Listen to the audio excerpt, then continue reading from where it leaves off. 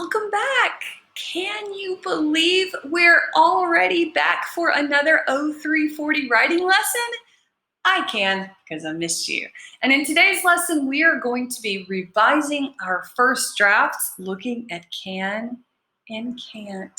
So in this lesson, we are going to identify all the can and can'ts in our first draft.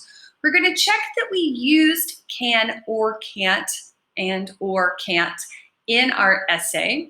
We're going to correct any can or can't errors that we made in our essay, and then we're going to revise our first drafts. So what materials do you need? Well, all of them. You need your notebook for taking notes. You're going to need that first draft handwritten with all of the corrections you've made so far on it. And then you're going to want a colored pen. You might want a new color, a different color, or if you've been using the same color for all of your corrections, that'll work too. And then of course, you have your writing workbook. You couldn't be here if you didn't. Let's get started. So we're gonna start by doing the same thing we did with our present simple verbs. In your first draft, if you paid attention to our lesson on present simple verbs, you already underlined all the can and can'ts in your essay. Remember, I asked you to underline those in a different color. I used blue for mine because I like a colorful essay. So if you didn't do that, pause here and go and underline all of your can and can'ts. Sure? Yeah. Okay, great. So let's move on. Then you're going to go to slide 25 in your writing workbook. And you're going to take a picture and upload that picture of your first draft with all of the beautiful things underlined, highlighted, all of that, right? And then we're going to do exactly like we did before with our present simple verbs. We are going to complete this chart with the subject, can or can't, in the form you used it in your essay, and the verb. Again, we're not changing anything here. We're just copying it into the chart so we can look at it more closely. I've included the subject, even though it doesn't change my verb.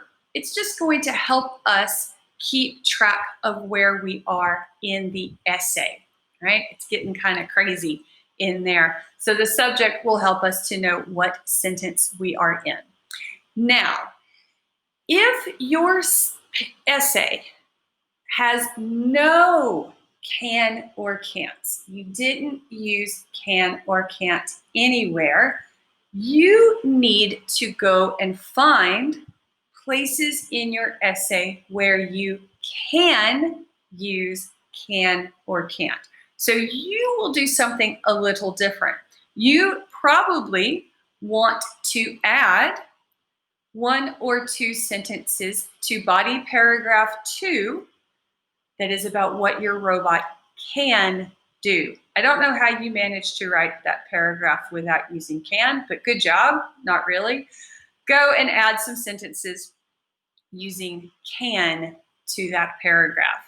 And then come back and fill in your chart. Okay? So after you have your chart completed, we're going to go and again highlight all of our errors. I already found one error here. I have it can to reach. Remember, we don't want that to, we just want the infinitive verb. And if I look, I see I found some more errors here. I have I can communicating, and then robot cat cans be. Oh no. I actually found quite a few errors in my use of can. I didn't have any can'ts. That's okay. In my essay. So, I need to think about that. But first, it's your turn. Let's do that. You're going to find all of your can and can'ts. So, Make sure your can and can'ts are underlined in your first draft. Upload that picture to slide 25, then complete the chart with your can, can'ts, and verbs and highlight any of your errors. All right, go and do that, then we'll come back and talk about making it better. Until then.